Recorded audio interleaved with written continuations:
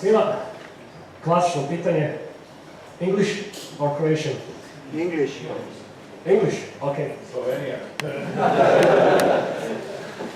Maybe next year. Alright, so slides are in English anyway, so and as last year I spoke in Croatian, I think it would be fair for this year to speak in English, so everyone can understand me easily.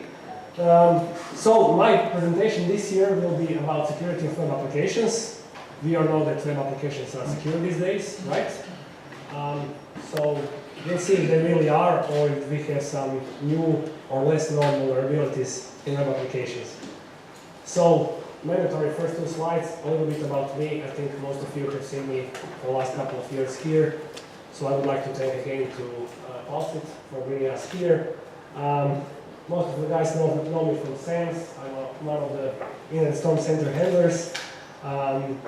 Not so active lately due to quite a bit of engagements, but I'm still there.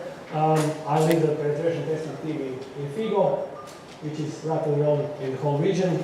And this presentation will basically have some of the results of various penetration tests that we did for all sorts of companies, not only in Croatia obviously, but in Slovenia as well and in other countries. Just one slide about FIGO. We are a information security company. We are present in the whole region. Our partner here in Slovenia is Adria Data. Igor was somewhere here, I don't see him, there it is. But we'll be here for the rest of the day, so if you have any questions, please feel free to come and ask us.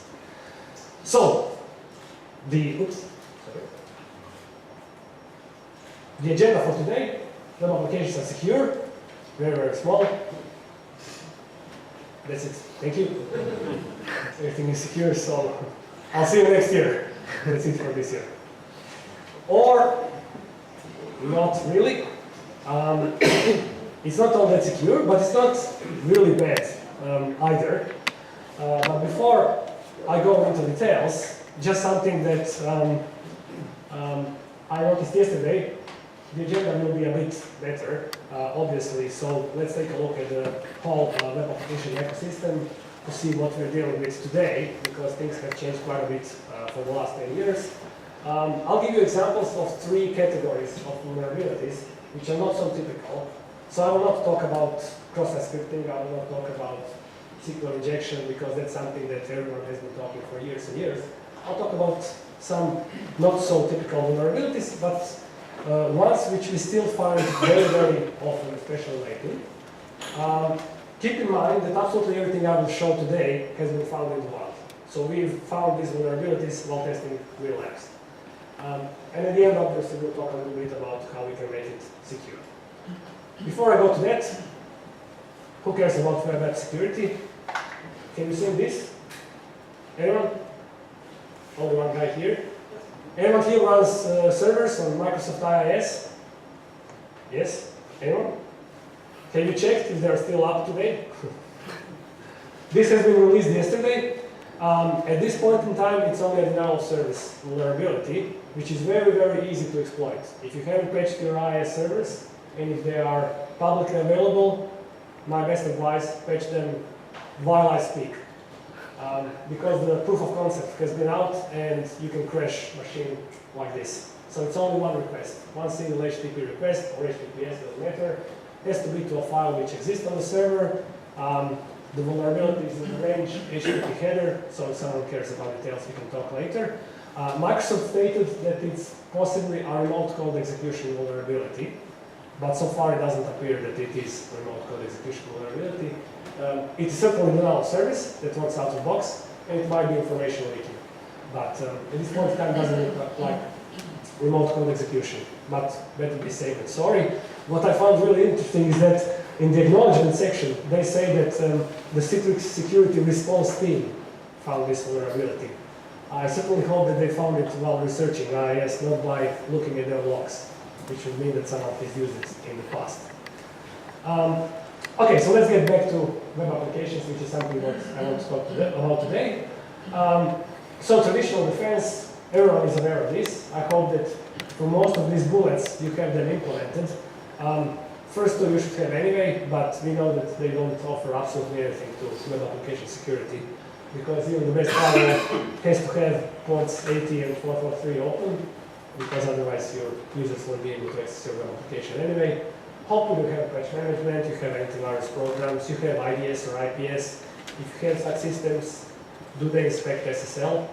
If they do, that's relatively okay. If they don't, that's maybe okay as well, because that means that they don't have keys. But obviously, web vulnerabilities still exist, and they are still exploitable. And when someone asks us to do a penetration test, and they come to us and say, I want you to do a network penetration test, and I want you to do a web application penetration test. The first one, we rarely find anything. Because these days, if you haven't been correctly protected on the network layer, you already hacked. With web application pen tests, that's where it gets more interesting. That's where we find something. So why is that all complex? Well, this is why. We have a very, very complex ecosystem here, which depends on many, many different components. On the left side, we see all sorts of different technologies which are embedded in a typical web browser. I won't go into web browser vulnerabilities, because that's a completely different story. I'll stick to the right side, which is where we do have some influence. You cannot influence what the users use, obviously. We can influence on our own security of our web applications. Again, on the right side, you can see all sorts of different technologies which gets mixed together. And by mixing them together, it's very, very easy to make a mistake. As you will see in a couple of examples that I will show during the presentation. So the challenges are typical basically for any application today. The business wants applications to be released like this. We want very, very quick releases. They must be out yesterday, because we have to gain that market advantage, and we cannot do that if we don't release our applications quickly. That means less time for development. That means less time for security testing. For us, for penetration testers, quite often companies come to us and say, look, we are going live in 1 week. We need to do the pen test next week. I don't like that for 10 million reasons.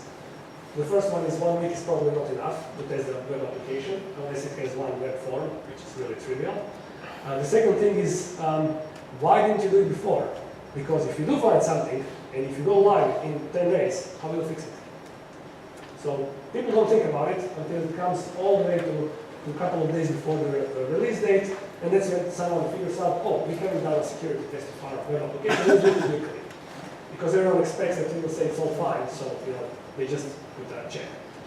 On the other side, our applications today have really high security requirements. If you develop an application which handles private data, which handles, internet banking transactions, it's very, very clear that the requirements are very high, security requirements are very high, and there is zero tolerance to risk here. And at the bottom, all applications we develop today must be easy to use. We have to use a lot of flashy client-side technologies. It has to be Ajax, so it has to work nice. Frameworks do help. 10 years ago, frameworks were really, really bad. Today, it's not all that bad. For example, I interviewed a couple of our penetration testers, and I asked them, what do you guys think about when you test .NET applications? And you can see the answers here. Most of the guys hate .NET applications. Why? Because, first of all, they can be very secure. And that's not something we say too often about Microsoft, but they did a really good job with the .NET framework. There are a lot of security controls which are embedded in the .NET framework. And if you don't disable them on purpose, the application will be basically secure out of box, without the developer even knowing about some security technology that we have in the framework itself. This last was my comment. I actually hate when I have to test .NET applications. If you ever tested it, you can see that it uses hidden parameters such as view state, event validation, and so on, and they can typically be very, very, very large, which means it's difficult to test it. Requests will be huge. On the other side, usability of such application, maybe over a slow network, is not all that good. But on the other side, this is what we have. We have a couple of major vulnerability categories which are disabled by .NET Framework by default. So if you don't do absolutely anything, your application is basically free of cross-respecting vulnerabilities. Why? Because the .NET framework will perform some kind of validation of parameters, and quite often you can see an error screen that says a potentially dangerous request for value was detected from the client. That happens when you put less than and then a character behind it, because the .NET framework detects that it's a possibly HTML tag. You know when that's bad? I tested the web application that had a form that allowed it can be best for passwords because you won't allow your users to put something like less than and then a character.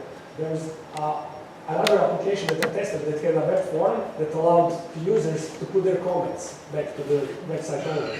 And basically you were not able to put anything which had less than and then, for example, character A. Because the .NET framework thought, aha, this is like a HTML tag and didn't allow such a post request. So that's something we have to work around. Sometimes we actually see developers turn this off because they have problems. They say, oh, I'm going to turn off this so my application works okay. Then I open a whole different Terraforms. Cross-site request forgery, another vulnerability category, which doesn't work with .NET applications by default. You have the useState variable, you have event validation, and if you use that, and by default you do, cross-site request forgery doesn't work. So another category which goes down the drain. SQL injection, if you use a decent ORM, like Hibernate or similar, there is no SQL injection. So you can see that a whole bunch of categories, vulnerability categories, by default, is disabled with .NET. Okay, so now that we've entered some technologies which make our job much more difficult, it's time to boost our ego. Since this is HackC conference, we have to talk about some cool hacking stuff. So, first of all, notice how all the vulnerabilities that I mentioned on the previous slide are basically technical vulnerabilities. This means that a good framework or even an automated tool can almost completely prevent such vulnerabilities. However, that's not true for vulnerabilities which are not technical, which are logic-based vulnerabilities. And we'll see in a couple of examples on the next slides what we're dealing here with. So, the first category, XML external entity vulnerabilities. Anyone knows about those? Okay, I know about that. I think that's expected. So, okay, just to give you a short introduction, obviously I'm pretty sure, or I hope that all of you know about XML documents. You've seen them at least once in your life. You know, they can look a little bit ugly, depending how many of all of those tags you have in the document. Now, the standard is, the idea was that the standard is relatively simple. However, while that's maybe the true at the bottom line, it's not all that simple, and they made it very, very, very complicated by adding certain new features, and you'll see how that interferes with security. The security problem here is in a special structure which is defined by the XML standard, and it's called an entity. An entity allows us to define something in the XML document which we can use further in the document and then call it recursively. So let's see what it looks like on one example. With those external entities, while we can reference some text string in the document, that is not really interesting to us as a penetration tester. We are interested in a special category of entities which are external entities, and you can see here that the system type is the one we're interested in. In order to make those XML documents as flexible as possible, the standard defines that you can, the standard allows you that you can define an entity which can basically pull any file and then embed it into an XML document. So this allows us maybe to use another file which is sitting on our disk, so we don't have to initially include it in the document. That's pretty cool, it's flexible. However, notice that there are absolutely no restraints on which file we can include. Hopefully, you have an idea of a potentially interesting file we could include now. If we are working on a Linux system, it will almost certainly be something which is in the etc directory, right? If it's a Windows system, there are other interesting files. So let's see what it looks like in a real example. This is a very, very simple XML document, which has just a couple of structures. The one we're interested in is recipient. So this is what the exploit looks like. At the top, we define a document type. We define an external entity. You can see it here. We will call that entity XXC. This can be any string. It's basically just something we will reference. And this entity will tell to the XML processor, when you're processing this XML document, please take this file and put the contents of this file wherever you find the reference. Can you see where the reference is? It's right here. So it's ampersand XXE semicolon. That's the reference. So when an XML processor, which allows external entities, reads this XML document, it will result in my email address, and it will append this file to my email address. Now this here allows us to identify two vulnerabilities. One I told you about, it's XML external entity. Can you see what the other vulnerability here is? You can see immediately that there is another vulnerability which is kind of bad. Anyone has any idea which one is the second one? Tade? It's actually very easy. When I tell you which one it is, you'll figure out immediately. Okay, no volunteers. The other vulnerability is that this service runs as root. How do I know that? I was able to read etc shadow that only the root can read. So if this works, I know that there is an XML external entity vulnerability, plus I know that the service runs as root, which is really, really bad. So we can really read any file on the server now. If it runs as root, we can read anything. If it doesn't run as root, we can read anything that the user, the process runs it, can read. Typically, this is like Apache. If you're talking about Linux, on Windows, it will be one of the users that IIS runs under. But again, we can read absolutely everything that belongs to that web application. We don't really need to read the etc shadow file if we can read some potentially sensitive information that the application uses. Or we can have a bit more imagination. Do you know about dev0? Anyone who works with Linux, you know about dev0. What if we read dev0 with this? We will deny service the machine, because it will start reading from dev0 until it eats all the memory. Or we can theoretically do a port scanning on internal networks. We can simply try to include different external entities, which besides a file, can also include a file which is hosted on a different web server. So on the previous slide, instead of file here, I could just write http:// something, and if possible, it would go to the web, retrieve the file, and include it inside the document. So you can see that this is really, really bad, because it allows us not only to scale internal IP addresses, but also to retrieve content from external websites. Now, don't worry, this happens to big guys as well. Here are two vulnerabilities that we found during our penetration tests. We didn't pen test these products directly, but we did find those vulnerabilities. The first one is IBM WebSphere Portal. I'm pretty sure that you heard about WebSphere. We worked with IBM to fix that vulnerability. I must say that they are doing good, because it took them about 6 weeks to fix a vulnerability that absolutely every single version of IBM WebSphere Portal was vulnerable to. What I don't like is that they really try to hide what the vulnerability is about. See the title? IBM WebSphere Portal, vulnerable to URL manipulation. This is not URL manipulation. It's only because the XML document is in the URL, really. It's base64 encoded. But it has nothing to do with URL manipulation. It's XML external entity vulnerability. The other one we found in a tool called Expose from Rapid7. Hope that some of you maybe heard about it. It's a vulnerability scanner made by a security company, which is particularly interesting, and it had the same vulnerability.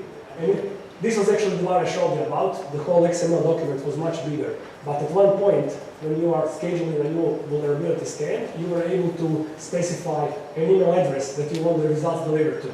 So when you put your email address, you can again exploit the XML external entity vulnerability, and this is what you get.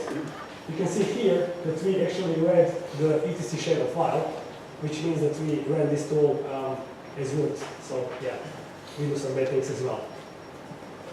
kudos to Rapid7. Rapid7 really cool. They found a vulnerability, okay, with us in their own product, and then they released a Metasploit module to exploit their own product. So that's really cool. I mean, typically I wouldn't expect them to do that, but they did it. Okay, so a couple of other categories. I just got about a bit less than 10 minutes. So let's see what else we deal with here. When logic gets in our way, so remember from that previous slide how complex vulnerabilities are.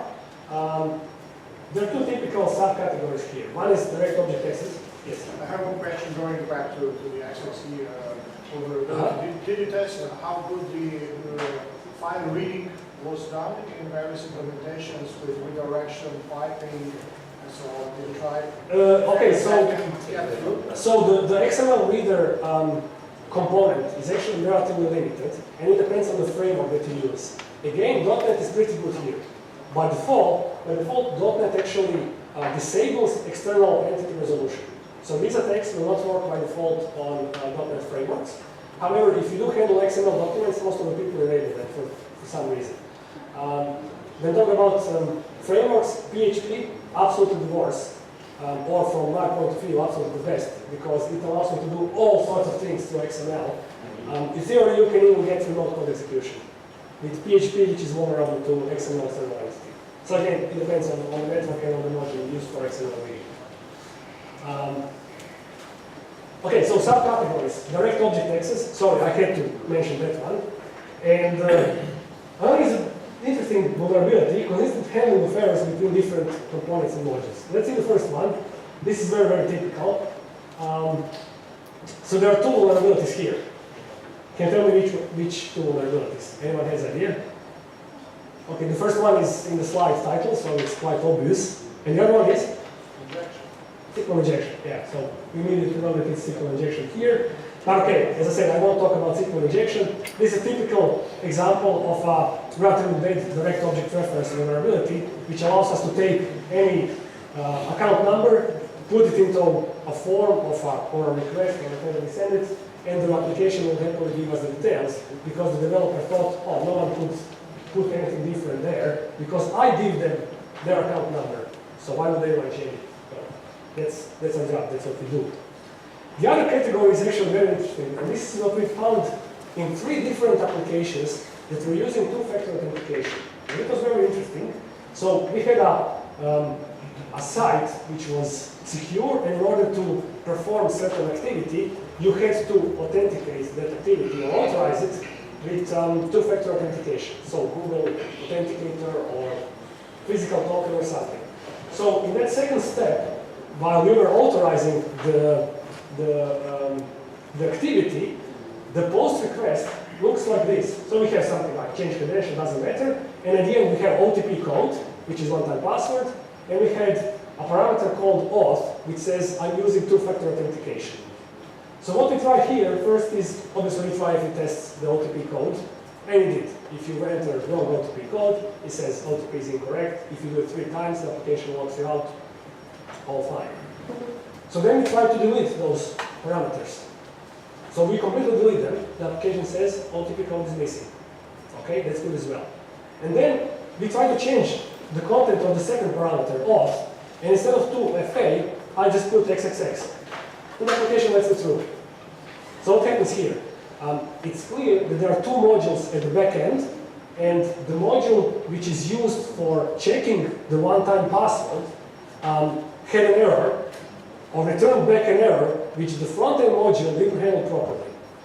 So they didn't have consistent error handling between 2 modules, and the first one thought, okay, this is fine, because it probably either expected 0, everything fine, or 1 error, and this one returned back maybe 255. And for the first module, we said everything is fine. So, example of a vulnerability which is trivial to exploit. This is really, really, really easy. But which has, critical impact on the tested application. And for the last category, let's see some upcoming technologies. Big data is the buzzword, Internet of Things, and things like that. So there are more and more applications which are using NoSQL. Although I must admit, in the business world, we don't see them all that often. Maybe out of 50 web application penetration tests we did, there are maybe two web applications that used NoSQL database for something. And it's usually MongoDB, which is the most popular. So let's see what categories we have here. Obviously, NoSQL databases are vulnerable to NoSQL injections. We call it that today. What happens here is normally we have NoSQL queries that are written either in the application's programming language or they are formatted typically to JSON. These are formatted to JSON. That allows us to do some manipulation. Of course, if the developer didn't implement proper controls. Notice that the JSON has different dangerous characters from those that we are used to. We are used to, for example, for HTML, to have like less than, greater than, %, tick for normal SQL injection.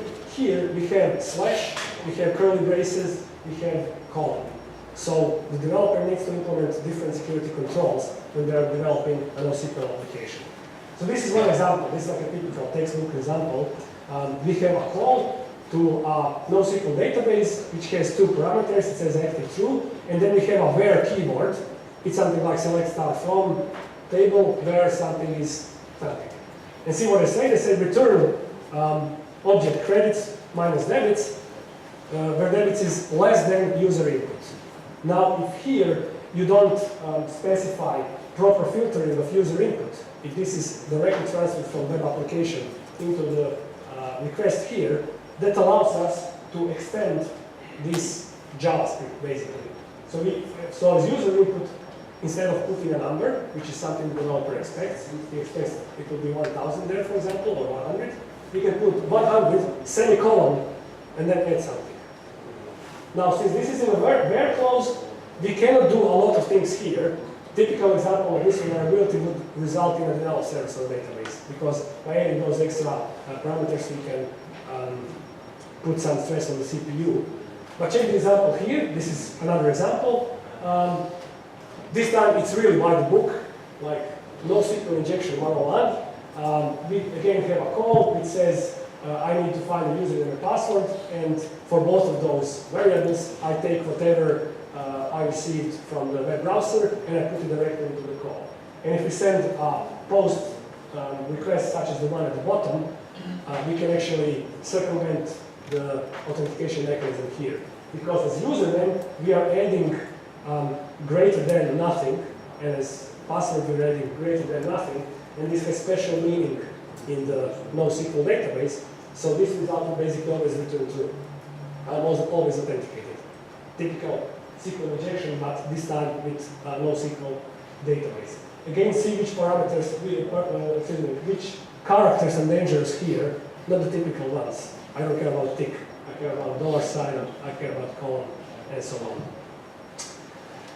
So, to wrap up, I want to show you three different categories which are of vulnerabilities, which are not all that common, but we do find them in an increasing amount in the last couple of years. So for those hackers among you, don't worry, the web apps haven't become magically secure overnight just by using good frameworks. Good frameworks do help. Definitely encourage your developers to use them, but don't think that they will solve all the problems. The logic-related vulnerabilities which I mentioned, which can sometimes be the most critical ones, can happen very, very easily no matter which framework you use. And on the bad side, at least from security point of view, the problem here is that we cannot really rely on the automated scanning. We should perform it, it's good, but it's not the only thing that we should do. Because for all those three categories I mentioned previously, typically vulnerability scanners will not find them. There are some, they can find here and there some vulnerabilities, but logic-related vulnerabilities, they will never find them. Those XML entity expansion vulnerabilities, they can be very, very difficult to embed into the XML document. So it's again very difficult for the vulnerability scanner to find it. So this is something that a human actually has to check to be sure that everything is okay. So, thank you for your time. I hope this was interesting to you. If there are questions now or later, I'll be all day, so feel free to shoot. Not me, the questions, obviously. Right. So, thank you.